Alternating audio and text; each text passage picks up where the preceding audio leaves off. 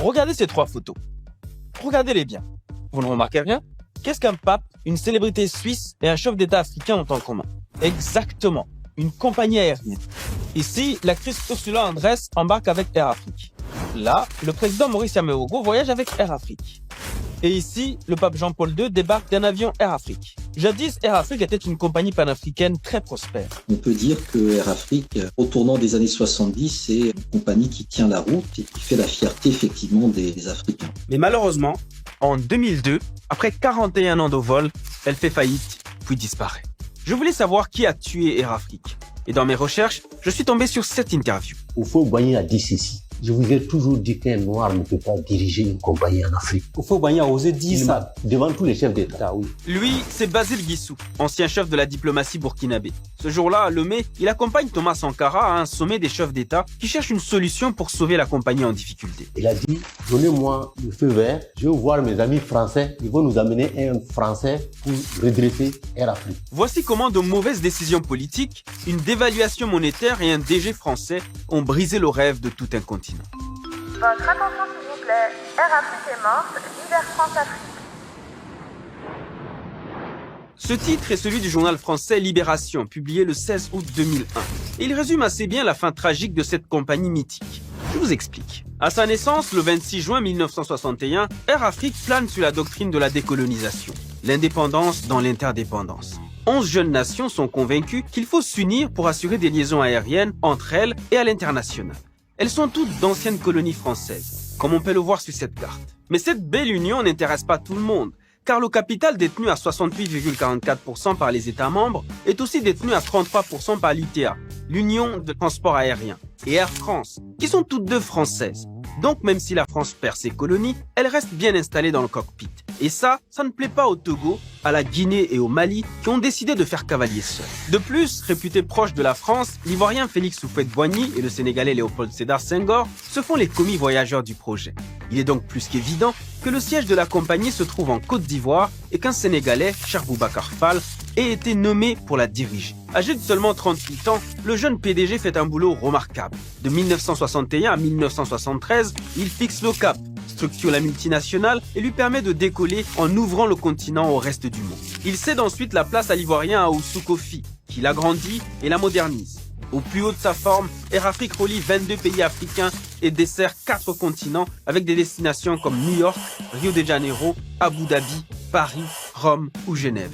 La compagnie marche, elle acquiert des avions, elle ouvre des lignes, elle fait voyager les Africains à l'intérieur du continent et à l'extérieur. Elle a une crédibilité commerciale, elle a une visibilité médiatique. À bord, tous ces pilotes sont africains. Le personnel navigant arbore des tenues africaines. Et la revue culturelle est africaine. Le panafricanisme est partout dans les airs et jusqu'en 1985, Air Afrique se sent pousser des ailes. Mais avec le succès viennent les turbulences. Air Afrique est vite rattrapé par les couacs de son propre modèle économique. Souvenez-vous, dès le départ, les motivations qui conduisent à sa création sont plus politiques qu'économiques. Et cela va plomber sa rentabilité. Si Air Afrique a échoué, c'est que tous ses membres voulaient avoir leur vol vers Paris. Or, en termes de rentabilité, cela ne peut pas se passer comme ça. Au milieu des années 90, les États membres exigent que la compagnie relie au moins 2 fois par semaine les capitales de chaque État à Paris. Sauf que ces vols sont pour la plupart déficitaires. C'est effectivement une dépendance. Après, il y a des destinations de prestige. Lorsqu'on ouvre des destinations vers New York, vers Paris, arriver dans l'ancienne capitale coloniale avec sa propre flotte, moi, s'inscrit vraiment dans un acte politique. Le problème, c'est qu'Air Afrique n'a pas les moyens de sa politique et refuse de changer de cap. Économiquement, ça n'avait aucun sens et stratégiquement, c'était déroutant. Et puis, pourquoi une compagnie créée pour faciliter le mouvement des Africains entre Africains donne plutôt la priorité à ceux qui voyagent vers Paris? Généralement, pour faire le trajet d'une capitale africaine à Paris, c'est moins cher que de faire le trajet d'une ville africaine à une autre ville africaine. Donc ça pose aussi la question de la clientèle qui est ciblée. Ce ne sont pas tous les Africains qui vont à Paris. Non seulement la compagnie tournait à perte, mais elle était aussi sous-capitalisée, selon Ibra Wane, son ancien directeur commercial. Les propriétaires d'Air Afrique, pour la plupart des pays pauvres, étaient faibles et avaient d'autres priorités. Aussi, le capital est-il resté quasiment stable du début à la fin, tandis que les concurrents, eux, se développaient. S'ajoute à cela des abus en tout genre. Dans son enquête, la journaliste Nelly Fualdès rapporte de petits arrangements et de grandes malversations. Par exemple, des marchandises, voire même des passagers qui voyageaient gratuitement avec Air Afrique ou encore des factures impayées. Les représentants de la compagnie dans chacun des pays étaient aussi courtisés que des ambassadeurs. Ils étaient appelés par tout le Gotha local pour faire passer des surclassements ou des excédents de bagages. Il y a eu beaucoup d'excès. La gabegie se voit aussi dans les effectifs de la compagnie. Tandis qu'Air France, par exemple, compte 54 000 employés pour 230 avions, soit 234 personnes par avion, Air Afrique dénombre 4 200 employés pour 6 avions, soit 700 personnes par avion. En plus, pour desservir les destinations, les avions d'Air Afrique font trop d'arrêts, ce qui a valu à la compagnie ce tristement célèbre surnom. Certains disaient Air Taxi, c'est-à-dire qu'il y avait des escales tout au long du trajet qui donnaient une dimension d'aventure au vol que nous prenait. Secoué par toutes ces turbulences, l'Union des 11 commence à se fissurer. Les pays d'Afrique centrale se sentent délaissés et se plaignent du fait que la compagnie n'ait été dirigée jusque-là que par des Ouest-Africains. Dès 1971, le Cameroun quitte le navire pour fonder sa propre compagnie, Cameroon Airlines. En 1976, le Gabon s'en va lui aussi pour créer Air Gabon. Et quand enfin en 1985 est nommé un PDG d'Afrique centrale, la compagnie n'est pas loin d'un atterrissage forcé. Son chiffre d'affaires est au plus bas. Les coûts d'exploitation et les frais généraux ne cessent d'augmenter, sans parler de ses retards chroniques qui lui valent son deuxième surnom. Air peut-être. Moi, c'est pas quelqu'un qui me l'a dit. J'étais là, à Lomé, à la réunion des chefs d'État. J'étais avec le président Sankara. Quand le DG de Air Afrique à l'époque, un Congolais, est venu avec son plan de redressement de la compagnie aérienne pour exposer au chef d'État. Air Afrique bat de l'aile. Et pour redresser la compagnie, le Congolais Oxen Sikonga propose de réduire les effectifs. Mais le doyen, comme on l'appelle, n'y croit pas et a une autre idée derrière la tête. Il faut Boigny a dit ceci. Je vous ai toujours dit qu'un noir ne peut pas diriger une compagnie en Afrique. Air Afrique ne peut pas être dirigée par un Africain.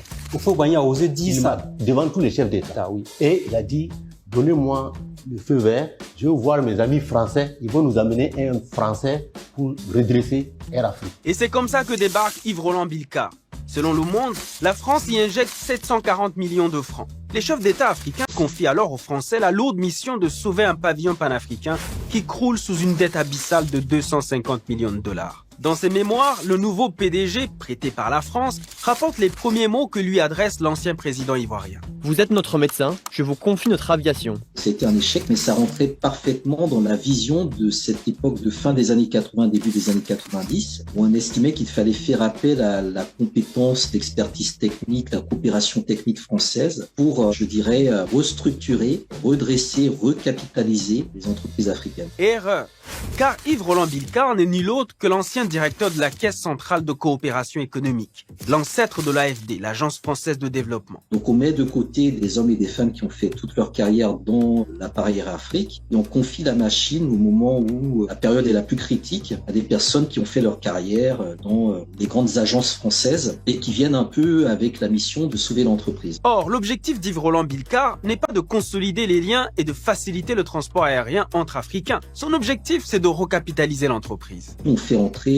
des personnes qui n'ont pas, je dirais, une connaissance sociologique des réalités, qui n'ont pas une géopolitique des émotions, du sentiment ou de l'affect de ce que représente Air Afrique et qui vont le gérer de manière très technocratique et bureaucratique sans s'entourer non plus des personnes qui ont les compétences. Et Air Afrique va le payer cash. L'une des premières choses que fait Yves-Roland Bilkar, c'est vendre les gros Boeing américains et les remplacer par des Airbus français. Tiens.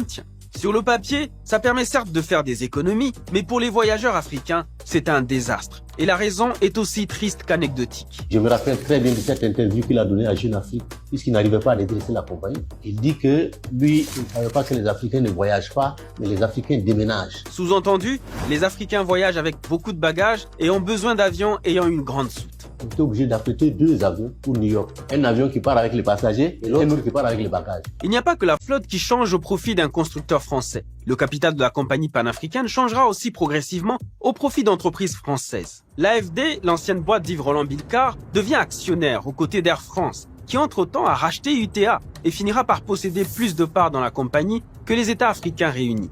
35% au lieu des 11,84% de départ, contre 22% pour les États membres au lieu de 68,44%. Air Afrique n'appartient plus aux Africains et les pays d'Afrique francophone peuvent faire une croix sur leur désir d'émancipation de l'ex-puissance coloniale. C'est dans ce contexte que survient la guerre du Golfe en 1990, ce qui fait monter le coût des carburants. Les États membres doivent également faire face à la dévaluation de leur monnaie de 50%.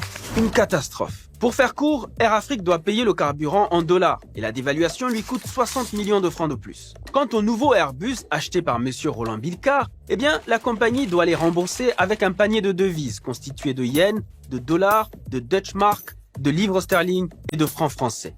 Or, dans ce panier, les recettes ne couvrent que 30%, alors que les dépenses s'élèvent à 70%. C'est à nouveau le déficit.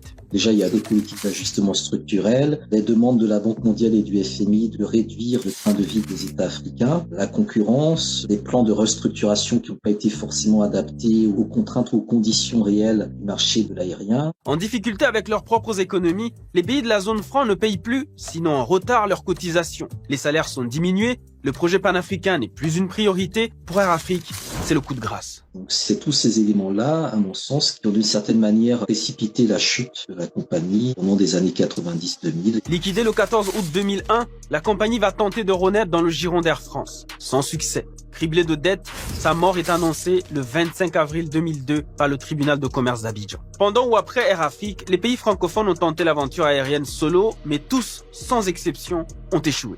Cameroon Airlines, disparu. Air Gabon, disparu. Lina Congo et Caire, disparu. Air Sénégal et Sénégal Airlines, disparu. Air Tchad et Toumaï Air Tchad, disparu.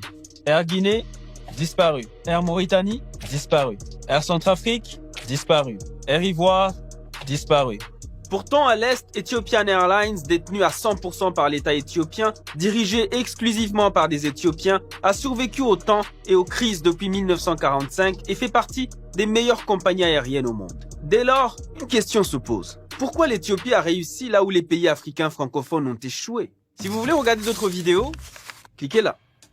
Et n'oubliez pas de vous abonner à notre chaîne AJ+ Français.